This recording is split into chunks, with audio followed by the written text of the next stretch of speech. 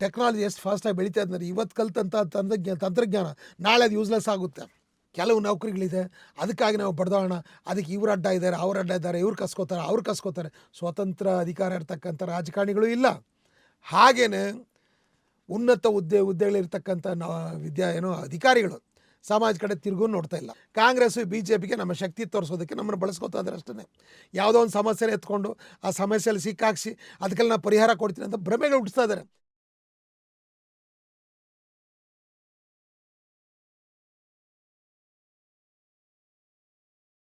ಕರ್ನಾಟಕದ ಬಹುಜನ ಬಂಧುಗಳೇ, ತಮ್ಮೆಲ್ಲರಿಗೂ ನನ್ನ JB ವಂದನೆಗಳು. ಭೀಮ್ ಮಾರ್ಗ ಚಾನಲ್ಗೆ ತಾವೆಲ್ಲರೂ ಚಂದಾದಾರರಾಗಿ ಅಂತ ವಿನಂತಿ ಮಾಡ್ಕೋತಾ ಇದ್ದೀನಿ. ಬಂಧುಗಳೇ, ಇವತ್ತು ಒಳ ಮೀಸಲಾತಿ ವಿಚಾರ ಇವತ್ತು ಭಾರಿ ದೊಡ್ಡ ಚರ್ಚೆಯಲ್ಲಿದೆ ಕರ್ನಾಟಕದ ಉದ್ದಗಲಕ್ಕೂ. ಇಲ್ಲಿ ನಮ್ಮ ಮಾತಾಡಿ ಕೊಟ್ಟಿರೋದು ಏನಂತ ಹೇಳಿದ್ರೆ, ಬಾಬಾ ಸಾಹೇಬ್ ಅಂಬೇಡ್ಕರು ಈ ಉದ್ಯೋಗ ಮೀಸಲಾತಿಗಾಗಿ ಹೋರಾಟ ಮಾಡಿದ್ರ, ಅದು ಅವರ ಮುಖ್ಯ ಉದ್ದೇಶವಾಗಿತ್ತ ಅನ್ನೋದು ಪ್ರಶ್ನೆ. ಬಾಬಾ ಸಾಹೇಬ್ರು ಯಾವತ್ತೂ ಅಷ್ಟೇ ಉದ್ಯೋಗ ಮೀಸಲಾತಿಗಾಗಿ ಭಾಳ ದೊಡ್ಡ ಹೋರಾಟವನ್ನು ಯಾವತ್ತೂ ಮಾಡಿಲ್ಲ. ಅವರು ಹೋರಾಟ ಮಾಡಿದ್ದು ಅಸ್ಪೃಶ್ಯರಿಗೆ, ಅನ್ಟಚಬಲ್ಸ್, ಮುಟ್ಟಲು ಅಸಾಧ್ಯರಿಗೆ ಸ್ವತಂತ್ರ ರಾಜಕೀಯ ಹಕ್ಕನ್ನು ಪಡ್ಕೊಳ್ಬೇಕು ಅನ್ನೋದೇ ಅವ್ರ ಉದ್ದೇಶ ಆಗಿತ್ತು. ಇನ್ನು ಮೀಸಲಾತಿ ಅನ್ನೋದು ಅದರ ಬೈ ಪ್ರಾಡಕ್ಟ್. ರಾಜಕೀಯ ಅಧಿಕಾರ ಅನ್ನೋದು ಒಂದು ನಾಯಿ ಆದರೆ, ಈ ಮೀಸಲಾತಿ ಅನ್ನೋದು ಇದೆಯಲ್ಲ, ಅದು ನಾಯಿಯ ಬಾಲ ಇದ್ದಂಗೆ. ಬಾಲನ ಹಿಡಿಬೇಡಿ, ನೀವು ರಾಜಕೀಯ ಅಧಿಕಾರವನ್ನು ಇಟ್ಕೊಳ್ಳಿ, ಅಂದರೆ ದೇಹನ ಇಟ್ಕೊಳ್ಳಿ, ಬಾಲ ತನ್ನಿಸ್ತಾನೆ ಬರುತ್ತೆ ಅಂತ ಬಾಬಾ ಸಾಹೇಬ್ ಹೇಳ್ತಾಯಿದ್ರು. ಆದರೆ ನಾವು ಅದನ್ನು ಕೇಳಲಿಲ್ಲ. ಯಾಕೆ ಅದನ್ನು ನಾವು ಅರ್ಥ ಮಾಡ್ಕೊಳ್ಳಿಲ್ಲ ಅಂದರೆ, ಅವ್ರು ಬಯಸಿದಂಥ ರಾಜಕೀಯ ಅಧಿಕಾರ ಸಿಕ್ಕಲಿಲ್ಲ. ಕಾಂಗ್ರೆಸ್ ಪಕ್ಷ ಮಾಡಿದಂಥ ಪಿತೂರಿ ಮತ್ತು ಗಾಂಧೀಜಿ ಮಾಡಿದಂಥ ತಂತ್ರಗಳಿಂದಾಗಿ ಸ್ವತಂತ್ರ ರಾಜಕೀಯ ಅಧಿಕಾರಕ್ಕೆ ಬದಲಾಗಿ ಅಧೀನ ರಾಜಕೀಯ ಅಧಿಕಾರ ಸಿಕ್ತು. ಕಾಂಗ್ರೆಸ್ ಪಾರ್ಟಿ ನಮ್ಮ ರಾಜಕೀಯ ನಾಯಕರನ್ನ ಆರಿಸ್ತಕ್ಕಂಥ ಕೆಲಸನ ಮಾಡಲಿಕ್ಕೆ ಚಾಲೂ ಆಯಿತು. ಹಾಗಾಗಿ ಕಾಂಗ್ರೆಸ್ ಪಾರ್ಟಿಗೆ ಅನುಕೂಲವಾದಂಥ ಕೆಲಸ ಮಾಡ್ತಕ್ಕಂಥ ಗುಲಾಮರು ಸಿಕ್ಕಿದ್ರೆ ವಿನ ನಮಗೆ ನಾಯಕರು ಸಿಕ್ಕಲಿಲ್ಲ. ಇದರಿಂದಾಗಿ ಬಾಬಾ ಸಾಹೇಬ್ ಅಂಬೇಡ್ಕರ್ ಆಲೋಚನೆ ಮಾಡಿದ್ರು, ಸಮಾಜದಲ್ಲಿ ನಮಗೆ ಅಂಥ ಒಂದು ರಾಜಕೀಯ ಅಧಿಕಾರ ಬೇಕು ಅನ್ನೋ ಹಸಿವು ಬಂದಿಲ್ವಲ್ಲ, ಈ ಹಸಿವಿನ ಸೃಷ್ಟಿ ಮಾಡ್ತಕ್ಕಂಥ ಬುದ್ಧಿಜೀವಿಗಳನ್ನ ಸೃಷ್ಟಿ ಮಾಡಬೇಕಾಗಿತ್ತು. ಅಂಥ ಬುದ್ಧಿಜೀವಿಗಳನ್ನ ಸೃಷ್ಟಿ ಮಾಡೋದಕ್ಕೆ ಉದ್ಯೋಗ ಮೀಸಲಾತಿಯನ್ನು ಬಾಬಾ ಸಾಹೇಬ್ ಬಳಸ್ಕೊಂಡ್ರು. ಹಿಂದುಳಿದ ಸಮಾಜದಲ್ಲಿ ಕೀಳರಿಮೆ ತುಂಬಿದೆ. ಈ ಕೀಳರಿಮೆ ಹೋಗಬೇಕಾದ್ರೆ ಈ ಸಮಾಜದಲ್ಲಿ ದೊಡ್ಡ ದೊಡ್ಡ ವ್ಯಕ್ತಿಗಳು ಹುಟ್ಟಬೇಕು. ಆ ದೊಡ್ಡ ದೊಡ್ಡ ವ್ಯಕ್ತಿಗಳು ಹುಟ್ಟಬೇಕಾದ್ರೆ ಅದು ರಿಸರ್ವೇಷನ್ ಬಂದ ಮಾತ್ರ ಸಾಧ್ಯ. ಬರೀ ರಿಸರ್ವೇಷನ್ ಯಾವುದೋ ಒಂದು ಕೆಲಸ ಸೇರ್ಕೊಳ್ಳೋದಲ್ಲ, ಉನ್ನತ ವಿದ್ಯೆನೂ ಪಡಿಬೇಕು, ಹಾಗೆ ಉನ್ನತ ಉದ್ಯೋಗ, ದೊಡ್ಡ ದೊಡ್ಡ ಹುದ್ದೆಗಳನ್ನು ಪಡಿಬೇಕು. ಅವ್ರನ್ನ ನೋಡ್ತಾ ನೋಡ್ತಾ ಸಮಾಜದಲ್ಲಿ ಒಂದು ನಂಬಿಕೆ ಬರುತ್ತೆ, ಆತ್ಮವಿಶ್ವಾಸ ಬರುತ್ತೆ. ಆ ಮೂಲಕ ಅವರಲ್ಲಿ ಆಸೆಗಳು ಹೆಚ್ಚಾಗ್ತದೆ, ಮಹತ್ವಾಕಾಂಕ್ಷೆಗಳು ಬೆಳೆಯುತ್ತೆ. ಮಹತ್ವಾಕಾಂಕ್ಷೆ ಇರ್ತಕ್ಕಂಥ ಸಮಾಜವನ್ನು ಗುಲಾಮ ಸಮಾಜವನ್ನು ಮಾಡೋದಕ್ಕೆ ಸಾಧ್ಯನೇ ಇಲ್ಲ. ನಿಮಗೆ ದೊಡ್ಡ ದೊಡ್ಡ ಕನಸುಗಳಿದೆ ಅಂದರೆ ನಿಮ್ಮನ್ನು ಯಾರು ಗುಲಾಮರು ಮಾಡೋಕ್ಕಾಗಲ್ಲ. ಇದು ಸ್ವತಃ ಜಗತ್ತಿನ ಎಲ್ಲ ಮನೋವಿಜ್ಞಾನಿಗಳು ಒಪ್ಪಿರ್ತಕ್ಕಂಥ ವಿಚಾರ ಇದು. ಇದನ್ನು ಸ್ವತಃ ಬಾಬಾ ಸಾಹೇಬ್ ಅಂಬೇಡ್ಕರ್ ಕಣ್ಣಾರ ನೋಡಿದ್ರು, ಅನುಭವಿಸಿದ್ರು. ಹಾಗಾಗಿ ಉದ್ಯೋಗ ಮೀಸಲಾತಿ ಮೂಲಕ ನನ್ನ ಸಮಾಜದಲ್ಲಿ ದೊಡ್ಡ ದೊಡ್ಡ ವ್ಯಕ್ತಿಗಳು, ದೊಡ್ಡ ದೊಡ್ಡ ಹುದ್ದೆಗಳನ್ನ ಪಡೆದಂಥ ಭಾರಿ ವಿದ್ಯಾವಂತರು ಹುಟ್ಟುತ್ತಾರೆ. ಅವರು ಸಮಾಜದಲ್ಲಿ ಒಂದು ಜಾಗೃತಿಯನ್ನು ಉಂಟು ಮಾಡ್ತಾರೆ ಮತ್ತು ಈ ಸಮಾಜದಲ್ಲಿ ಮಹತ್ವಾಕಾಂಕ್ಷೆಗಳನ್ನ ಹುಟ್ಟಾಕ್ತಾರೆ ಅಂತ ಬಾಬಾ ಸಾಹೇಬ್ ಅಂಬೇಡ್ಕರ್ ನಿರೀಕ್ಷೆ ಮಾಡಿದ್ರು. ಆದರೆ ಇವತ್ತಿನ ಪರಿಸ್ಥಿತಿ ಏನಾಗಿದೆ, ಉದ್ಯೋಗ ಹುಡುಕಬೇಕಂತಕ್ಕಂಥ ಹೊಟ್ಟಿರ್ತಕ್ಕಂಥ ನಮ್ಮ ಜನರು ಮೀಸಲಾತಿ ಮೂಲಕ ನಮಗೆಲ್ಲರೂ ಉದ್ಯೋಗ ಸಿಕ್ಬಿಡುತ್ತೆ, ನಮ್ಮ ಬದುಕೆಲ್ಲ ಬಂಗಾರ ಆಗ್ಬಿಡುತ್ತೆ ಅಂತ ಹೇಳಿ ತಪ್ಪಾಗಿ ತಿಳ್ಕೊಂಡಿದ್ದಾರೆ. ಸ್ವತಃ ಬಾಬಾ ಸಾಹೇಬ್ ಅಂಬೇಡ್ಕರ್ ಹೇಳ್ತಾಯಿದ್ರು, ಮೀಸಲಾತಿ ಅನ್ನೋದು ಎಲ್ರಿಗೂ ಏನು ಕೆಲಸ ಕೊಡೋದಿಲ್ಲ, ಎಲ್ಲರೂ ಏನು ಉದ್ಧಾರ ಮಾಡೋದಿಲ್ಲ. ಮೀಸಲಾತಿ ಮೂಲಕ ಬಂದಂಥ ದೊಡ್ಡ ದೊಡ್ಡ ವ್ಯಕ್ತಿಗಳು ಈ ಸಮಾಜದಲ್ಲಿ ಅಂಥ ಒಂದು ಪರಿಸ್ಥಿತಿಯನ್ನು ನಿರ್ಮಾಣ ಮಾಡ್ತಾರೆ, ಅಂಥ ಜನರನ್ನ ಹುಟ್ಟಾಕ್ತಾರೆ. ಅವ್ರ ಮೂಲಕ ಸಮಾಜದಲ್ಲಿ ಇನ್ನೂ ಹೆಚ್ಚಿನ ಸಂಖ್ಯೆಯಲ್ಲಿ ಬೆಳೀತಾ ಹೋಗ್ತಾರೆ. ಮತ್ತು ಸಮಾಜದಲ್ಲಿ ಪ್ರತಿಯೊಬ್ಬರಲ್ಲೂ ಆ ಥರದ ಮಹತ್ವಾಕಾಂಕ್ಷೆ ಬಂದು ಸಮಾಜದಲ್ಲಿ ತುಂಬಿರ್ತಕ್ಕಂಥ ಕೀಳರಿಮೆ ನಾಶ ಆಗುತ್ತೆ ಅನ್ನೋದು ಬಾಬಾ ಸಾಹೇಬ್ ಅಂಬೇಡ್ಕರ್ ಅವ್ರು ನಿರೀಕ್ಷೆ ಮಾಡಿದರು.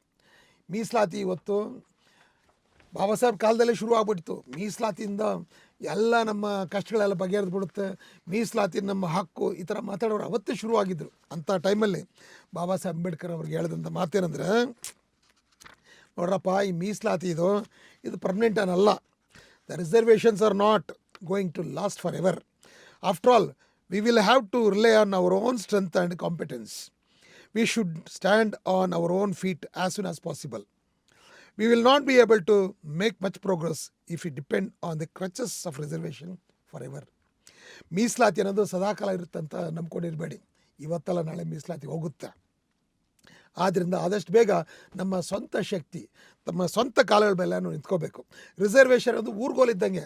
ನೀವು ಊರುಗೋಲೇ ನಂಬ್ಕೊಂಡಿದ್ರೆ ನೀವು ಯಾವತ್ತೂ ನಡೆಯೋದಿಲ್ಲ, ನೀವು ಕುಂಟ್ರಾಗೇ ಇರ್ತೀರ. ಆದಷ್ಟು ಬೇಗ ನಿಮ್ಮ ಸಾಮರ್ಥ್ಯ, ನಿಮ್ಮ ಶಕ್ತಿಯ ಮೇಲೆ ನಂಬಿಕೆ ಇಟ್ಟು ನೀವು ಸ್ವತಂತ್ರರಾಗಬೇಕು. ಇದು ಬಾಬಾ ಸಾಹೇಬ್ ಕೊಟ್ಟಂಥ ಎಚ್ಚರಿಕೆ. ಇದು ಯಾವಾಗಿದು 1947ರಲ್ಲಿ ಹೇಳಿದಂಥ ಮಾತಿದು. ಆದರೆ ಇವತ್ತಿಗೂ ನಾವು ರಿಸರ್ವೇಷನ್ ನಂಬ್ಕೊಂಡಿದ್ದೀವಿ. ಮತ್ತು ಇವತ್ತಿನ ಪರಿಸ್ಥಿತಿ ಏನಾಗಿದೆ ಅಂದರೆ, ಮುಖ್ಯವಾಗಿ SC ST OBCಗಳಲ್ಲಿ ರಿಸರ್ವೇಷನ್ ನಮಗೆ ಇಲ್ಲ, ಅದಕ್ಕೆ ಕೆಲಸ ಸಿಗ್ತಾ ಇಲ್ಲ ಅಂತ ತಿಳ್ಕೊಂಡಿದ್ದೀವಿ. ರಿಸರ್ವೇಷನ್ ಇದೆ, ಆದರೆ ಕೆಲಸಗಳಿಲ್ಲ. ಸರ್ಕಾರಿ ಕೆಲಸಗಳೇನಿದೆ ಅವ ಸಂಖ್ಯೆ ಕಡಿಮೆ ಆಗಿಬಿಟ್ಟಿದೆ, ಅವೆಲ್ಲ ಇಳಿದೋಗಿದೆ. ಈಗ ಸರ್ಕಾರಿ ಕೆಲಸಗಳು ಕಡಿಮೆ ಆಗಿದೆ, ಖಾಸಗಿ ಕೆಲಸಗಳು ಜಾಸ್ತಿ ಆಗಿದೆ. ಉದ್ಯೋಗನೇ ಬೇಕು ನಮಗೆ ಅನ್ನೋದಾದರೆ ಒಳ್ಳೆಯದು, ಸಂತೋಷ. ಹಾಗಾದರೆ ಉದ್ಯೋಗಗಳು ಎಲ್ಲಿದೆ ಅಂತ ಹೇಳಿದ್ರೆ ಅದು ಪ್ರೈವೇಟಲ್ಲಿದೆ, ಖಾಸಗಿ ಕ್ಷೇತ್ರದಲ್ಲಿದೆ. ಹಾಗಾದರೆ ಖಾಸಗಿ ಕ್ಷೇತ್ರದಲ್ಲಿ ಉದ್ಯೋಗ ಪಡಿಬೇಕು ಅಂತ ಹೇಳಿದ್ರೆ ಖಾಸಗಿ ಕ್ಷೇತ್ರದಲ್ಲಿ ಮೀಸಲಾತಿ ಬೇಕನ್ನೋ ಹೋರಾಟ ಬಲಿಷ್ಠ ಆಗಬೇಕು. ಅದು ಯಾವಾಗ ಸಾಧ್ಯ ಅಂದರೆ ಎಲ್ಲ SC ST OBCಗಳಲ್ಲೇ ಒಗ್ಗಟ್ಟು ಬರಬೇಕು ಮತ್ತು ಈ ಪರಿಸ್ಥಿತಿ ಅರ್ಥ ಮಾಡ್ಕೋಬೇಕು. ಆ ಕೆಲಸ ಮಾಡೋದು ಬಿಟ್ಟು ನಾವೇ ಪೈಪೋಟಿಗಳಿದಾಗ ಏನೋ ಒಗ್ಗಟ್ಟು ಎಲ್ಲಿ ಬರುತ್ತೆ? ಸ್ವತಃ RSS ಅವರು ಒಪ್ಕೊಂಡ್ಬಿಟ್ಟಿದ್ದಾರೆ. ಹಿಂದೂ ಸಮಾಜದಲ್ಲಿ ಕೆಲವರು ಹಿಂದೆ ಬಿದ್ದಿದ್ದಾರೆ, ಅವ್ರಿಗೆ ರಿಸರ್ವೇಷನ್ ಕನಿಷ್ಠ 200 ವರ್ಷ ಕೊಡಬೇಕು ಅಂತೇಳಿ ಇದನ್ನು ಒಪ್ಕೊಂಡಿದ್ದಾರೆ. ಯಾರು? RSSನ ಚೀಫ್ ಮೋಹನ್ ಭಾಗವತ್ ಅವರು ಬಾಯ್ಬಿಟ್ಟು ಹೇಳಿದ್ದಾರೆ. ಭಾಳ ಸಂತೋಷ ಸ್ವಾಮಿ. ಈಗ ನಮ್ಮ ಜನ ಮುಂದುವರಿಬೇಕು, ಉದ್ಯೋಗಸ್ಥರ ಸಂಖ್ಯೆ ಜಾಸ್ತಿ ಆಗಬೇಕು, ವಿದ್ಯಾವಂತರಿಗೆ ಉದ್ಯೋಗ ಸಿಗಬೇಕು ಅನ್ನೋದಾದರೆ ನೀವು ಸಹಿತ ಕೈ ಜೋಡಿಸಿ ನಮಗೆ ಖಾಸಗಿ ಕ್ಷೇತ್ರದಲ್ಲಿ ನಮಗೆ ಮೀಸಲಾತಿ ಕೊಡಿಸೋದಕ್ಕೆ ನಮ್ಮೊಟ್ಟಿಗೆ ನೀವು ಬರಬೇಕಂತ ವಿನಂತಿ ಮಾಡ್ಕೋತಾ ಇದ್ದೀವಿ. ಈಗ ನಾವು ಮುಂದುವರೆದು ಇನ್ನೂ ಯೋಚನೆ ಮಾಡಬೇಕಾದ್ದೇನೆಂದರೆ, ನೋಡಿ ಇವತ್ತು ಎಂಥ ಪರಿಸ್ಥಿತಿ ಇದೆ ಅನ್ನೋದನ್ನ ಒಬ್ಬ ಖ್ಯಾತ ಇತಿಹಾಸಕಾರ ಇವಾಲ್ ನೋವಾ ಹರಾರಿ ಅವರು ಹೇಳ್ತಾರೆ. ಇನ್ಫೋಟೆಕ್ ಮತ್ತು ಬಯೋಟೆಕ್ ತಂತ್ರಜ್ಞಾನಗಳ ಒಟ್ಟುಗೂಡಿಕೆಯ ಪರಿಣಾಮವಾಗಿ ಕೋಟ್ಯಾಂತರ ಜನರು ಉದ್ಯೋಗ ಮಾರುಕಟ್ಟೆಯಿಂದ ಹೊರಗೋಗ್ತಾರೆ ಹಾಗೂ ಸ್ವಾತಂತ್ರ್ಯ ಮತ್ತು ಸಮಾನತೆಯನ್ನು ಕಳ್ಕೊಳ್ತಾರೆ.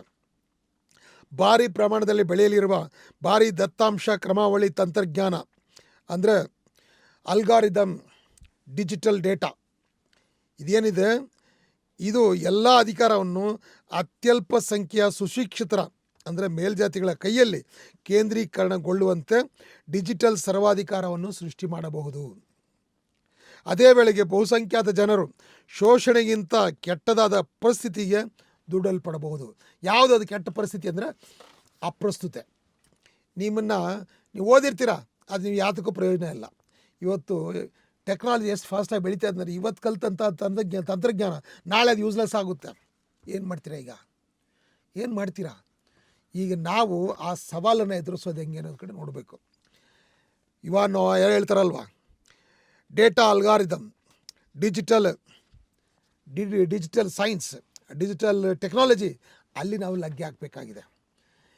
ಇಲ್ಲಿ ಮೀಸಲಾತಿ, ಆಮೇಲೆ ಸರ್ಕಾರಿ ನೌಕರಿ, ಇಲ್ಲಿ ನಿಮಗೆ 108 ಅಡಚಣೆಗಳಿದೆ, 108 ತೊಡಕುಗಳಿದೆ. ಮತ್ತು ನಿಮಗೆ ಇಲ್ಲಿ ಸಪೋರ್ಟ್ ಸಿಸ್ಟಮು ಇಲ್ಲ. ಇಲ್ಲಿ ನಿಮಗೆ ಭಯಂಕರ ಕಾಂಪಿಟೇಷನ್ ಇದೆ.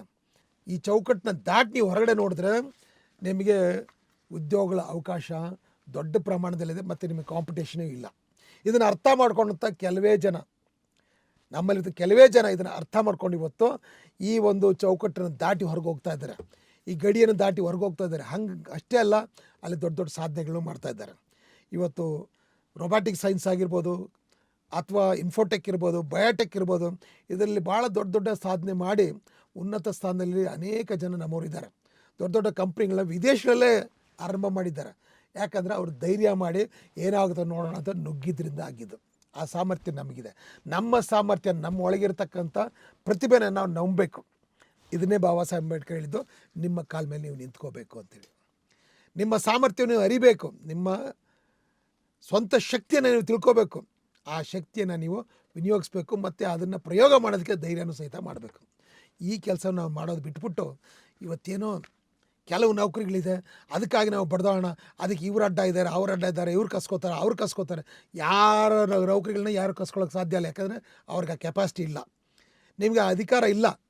ಹೊಲೆಯರ ನೌಕರಿಗಳನ್ನ ಮಾದರ ನೌಕರನ್ನ ಹೊಲೆಯರು, ಅವರಿಬ್ಬರು ನೌಕರಿಗಳನ್ನ ಬೋವಿಗಳು, ಅವ್ರು ಯಾರೂ ಕಸಿಯೋಕ್ಕೆ ಸಾಧ್ಯ ಇಲ್ಲ. ಯಾಕಂದರೆ ಇವರು ಕೊಡೋ ಜಾಗದಲ್ಲಿ ಇಲ್ಲ, ಬೇಡೋ ಜಾಗದಲ್ಲಿದ್ದಾರೆ. ಬೇಡೋ ಜಾಗದಲ್ಲಿರ್ತಕ್ಕಂಥ ಭಿಕ್ಷುಕರು ಯಾರ ನೌಕರಿನ ಯಾರು ಕಸ್ಕೊಳ್ಳೋಕೆ ಸಾಧ್ಯ? ಸ್ವಲ್ಪ ಅರ್ಥ ಮಾಡ್ಕೊಳ್ಳಿ. ದಯವಿಟ್ಟು ಅರ್ಥ ಮಾಡ್ಕೊಳ್ಳಿ. ಇವತ್ತು ಬಾಬಾ ಸಾಹೇಬರು ನಿರೀಕ್ಷೆ ಮಾಡ್ದಂಗೆ ಸ್ವತಂತ್ರ ಅಧಿಕಾರ ಇರ್ತಕ್ಕಂಥ ರಾಜಕಾರಣಿಗಳು ಇಲ್ಲ. ಹಾಗೆಯೇ ಉನ್ನತ ಹುದ್ದೆಗಳಿರ್ತಕ್ಕಂಥ ಅಧಿಕಾರಿಗಳು ಸಮಾಜ ಕಡೆ ತಿರುಗೂ ನೋಡ್ತಾ ಇಲ್ಲ. ಆದರೆ ಲಕ್ಷಾಂತರ ಜನ ನಿರುದ್ಯೋಗಿಗಳಿದ್ದಾರೆ, ಯುವಕರಿದ್ದಾರೆ, ಯುವಜನ ಇದ್ದಾರಲ್ಲ, ಅವರ ಭವಿಷ್ಯ ಏನು ಅಂತ ಯೋಚನೆ ಮಾಡ್ತಕ್ಕಂಥ ಕೆಲಸ ಈ ಸಮಾಜದ ಜವಾಬ್ದಾರಿ ಹೊತ್ತಿರ್ತಕ್ಕಂಥ ನಾಯಕರು ಮಾಡ್ತಾ ಇಲ್ಲ. ಅವ್ರಿಗೆ ಅದು ಬೇಕಾಗೂ ಇಲ್ಲ. ಅವ್ರು ಯೋಚನೆ ಮಾಡ್ತಾ ಇರೋದು ಒಂದೇ ಒಂದು, ನಾಳಿನ ಎಲೆಕ್ಷನ್ಗೆ ಟಿಕೆಟ್ ಪಡ್ಕೊಳ್ಳೋದು ಹೆಂಗೆ. ಕಾಂಗ್ರೆಸ್ಸು BJPಗೆ ನಮ್ಮ ಶಕ್ತಿ ತೋರಿಸೋದಕ್ಕೆ ನಮ್ಮನ್ನು ಬಳಸ್ಕೊತಾ ಇದ್ದಾರೆ ಅಷ್ಟೇ. ಯಾವುದೋ ಒಂದು ಸಮಸ್ಯೆನ ಎತ್ಕೊಂಡು ಆ ಸಮಸ್ಯೆಯಲ್ಲಿ ಸಿಕ್ಕಾಕ್ಸಿ ಅದಕ್ಕೆಲ್ಲ ನಾನು ಪರಿಹಾರ ಕೊಡ್ತೀನಿ ಅಂತ ಭ್ರಮೆಗಳು ಹುಟ್ಟಿಸ್ತಾ ಇದ್ದಾರೆ. ಯಾರು ಇದನ್ನ ಬಗೆಹರಿಸೋಕೆ ಆಗೋದಿಲ್ಲ. ಯಾಕಂದರೆ ಅವ್ರ ಆ ಶಕ್ತಿ ಅವ್ರಿಗಿಲ್ಲ. ಅವ್ರಿಗೆ ಬೇಕಾಗಿರೋದು ಮುಂದಿನ ಎಲೆಕ್ಷನ್ ಬಗ್ಗೆ ಆಲೋಚನೆ ಮಾಡೋದಷ್ಟೇ. ಒಬ್ಬ ರಾಜಕಾರಣಿ ಮಾಡೋದು ಅದೇ ಕೆಲಸ. ಮುಂದಿನ ಸಮಾಜ, ಮುಂದಿನ ಪೀಳಿಗೆ ಬಗ್ಗೆ ಮಾತಾಡ್ತಕ್ಕಂಥವನು ಮುತ್ಸದ್ದಿ. ಅವನು ಸಮಾಜ ಪರ ಚಿಂತನೆ ಮಾಡ್ತಕ್ಕಂಥ ಬಾಬಾ ಸಾಹೇಬ್ ಅಂಬೇಡ್ಕರ್ರ ಅನುಯಾಯಿ. ಆದರೆ ಇಲ್ಲಿರ್ತಕ್ಕಂಥವ್ರು ಯಾರು ಬಾಬಾ ಸಾಹೇಬ್ ಅಂಬೇಡ್ಕರ್ ಅನುಯಾಯಿ ಅಲ್ಲ. ಹೆಸರು ಹೇಳ್ತಾರೆ ಅಷ್ಟೇ ಬಾಬಾ ಸಾಹೇಬರು. ಆದರೆ ಬಾಬಾ ಸಾಹೇಬ್ ದಾರಿಯಲ್ಲಿ ಒಬ್ಬರೂ ನಡೀತಾ ಇಲ್ಲ. ಪ್ರತಿಯೊಬ್ಬರು ಯಾವುದೋ ಒಂದು ಪಕ್ಷದ ಟಿಕೆಟ್ ಪಡ್ಕೊಳ್ಳೋದಕ್ಕೆ ಕಾತರಿಂದ ಕಾಯ್ತಾ ಇರ್ತಕ್ಕಂಥ ಗುಲಾಮ ಆಗಿದ್ದಾನೆ ಅಷ್ಟೇ. ಇವರು ಯಾರನ್ನೂ ಸಹಿತ ನಂಬದೆ ಸ್ವಂತ ಶಕ್ತಿಯಲ್ಲಿ ನಾವು ಬೆಳಿಬೇಕಾಗಿದೆ. ಆ ರೀತಿ ಚಿಂತನೆ ಮಾಡ್ತಕ್ಕಂಥ, ಸಮಾಜ ಪರ ಕಾಳಜಿ ಇರ್ತಕ್ಕಂಥ ಬುದ್ಧಿವಂತರು, ಪ್ರತಿಭಾವಂತರು, ಪ್ರಾಮಾಣಿಕರು, ಮಿಷನರೀಸ್ ಇವತ್ತು ಈ ಸಮಾಜಕ್ಕೆ ಅಗತ್ಯವಾಗಿದೆ. ಅಂಥವರು ಒಂದುಗೂಡಬೇಕಾಗಿದೆ. ಅಂಥವರು ಈ ನಿಟ್ಟಿನಲ್ಲಿ ಪ್ರಯೋಗ ಮಾಡಬೇಕಾಗುತ್ತೆ. ಮತ್ತು ಮುಂದಿನ ಜಗತ್ತನ್ನು ಆಳ್ತಕ್ಕಂಥ ಜನರನ್ನು ಆಳೋದಂದರೆ ಬರೀ ರಾಜಕೀಯದ ಮಾತ್ರ ಅಲ್ಲ, ಎಲ್ಲ ಕ್ಷೇತ್ರದಲ್ಲೂ ತಮ್ಮ ಚಾಪನ್ನು ಒತ್ತಕ್ಕಂಥ ಜನರನ್ನ ಸೃಷ್ಟಿ ಮಾಡಬೇಕಾಗಿದೆ. ನಾವು ಸರ್ಕಾರದಲ್ಲಿ ಇವತ್ತು ಹೇಳ್ತಾರೆ ಅವರು, ಬೇಕಾದಷ್ಟು ಸ್ಕೀಮ್ಸ್ ಇದೆ, ನಿಮಗೆ ಉದ್ಯೋಗ ನೀವು ಮಾಡ್ಬೋದು, ನೀವು ಸ್ಟಾರ್ಟಪ್ಗಳು ಮಾಡ್ಬೋದು. ಕರ್ನಾಟಕದಲ್ಲಿ ಒಂದೇ ರಾಜ್ಯದಲ್ಲಿ 85,000 ಸ್ಟಾರ್ಟಪ್ಗಳನ್ನ ಮಾಡಿದ್ದಾರಂತೆ. ಆದರೆ ಎಷ್ಟು ಜನ ಶೆಡ್ಯೂಲ್ ಕಾಸ್ಟ್ ಇದ್ದಾರೆ ಗೊತ್ತಿಲ್ಲ. ಇದ್ದಾರೆ, ಯಾರೂ ಸಹಿತ ಹೊರಗಡೆ ಹೇಳ್ಕೊತಾ ಇಲ್ಲ, ನಾವು ತಿಳ್ಕೊತಾ ಇಲ್ಲ. ಆದರೆ ಖಂಡಿತವಾಗ್ಲೂ ಇದ್ದಾರೆ. ಅಂಥವ್ರ ಸಂಖ್ಯೆ ಹೆಚ್ಚಬೇಕು. ಅಂಥವರ ಕ್ಯಾರೆಕ್ಟರ್ ಏನಿದಿಲ್ಲ ಅದು ಪ್ರತಿಯೊಬ್ಬರಲ್ಲೂ ಬರಬೇಕು. ಧೈರ್ಯ ಮಾಡಬೇಕು, ಒಂದು ರೀತಿ ಸಾಹಸ ಮಾಡಬೇಕು. ಆ ಥರ ಸಾಹಸಿಗಳ ದಂಡು ನಾವು ಕಟ್ಟಬೇಕಾಗಿದೆ. ಆ ಸಾಹಸಿಗಳ ಸಂಖ್ಯೆ ಹೆಚ್ಚಾಗಬೇಕಾಗಿದೆ. ಸರ್ಕಾರಿ ನೌಕರಿ ಯಾವುದೊಂದು ಸಿಕ್ಕಿದ್ರೆ ಸಾಕಪ್ಪ ಅಂತ ಬದುಕೋದಕ್ಕೆ ನಾವು ಹೋಗಬಾರ್ದು, ಸಾಧನೆ ಮಾಡೋದಕ್ಕೆ ಹೋಗಬೇಕು. ಸಾಧನೆ ಮಾಡದೆ ಸತ್ತರೆ ಬದುಕಿಗೆ ಅರ್ಥ ಇಲ್ಲ. ಆದ್ದರಿಂದ ಬಂಧುಗಳೇ, ಬಾಬಾ ಸಾಹೇಬರು ಹೇಗೆ ಸಾಧನೆ ಮಾಡಿದ್ರು, ಮಾನ್ಯ ಕಾಂಶಿರಾಮ್ ಸಾಹೇಬರು ಹೇಗೆ ಸಾಧನೆ ಮಾಡಿದ್ರು, ಆ ಥರ ಸಾಧಕರನ್ನ ಹುಟ್ಟಾಕ್ತಾ ಕೆಲಸ ನಾವು ಮಾಡೋಣ ಅಂಥೇಳಿ ವಿನಂತಿ ಮಾಡಿಕೊಂಡು ತಮ್ಮಲ್ಲಿ ಮತ್ತೊಮ್ಮೆ ಭೀಮ್ ಮಾರ್ಗ ಚಾನಲ್ಗೆ ಸಬ್ಸ್ಕ್ರೈಬ್ ಆಗಬೇಕು ಅಂತ ಪ್ರಾರ್ಥಿಸ್ತಾ ನನ್ನ ಮಾತನ್ನು ಮುಕ್ತಾಯ ಮಾಡ್ತೀನಿ. ಜೈ ಭೀಮ್, ಜೈ ಭಾರತ್, ಜೈ ಕಾಂಶಿರಾಮ್.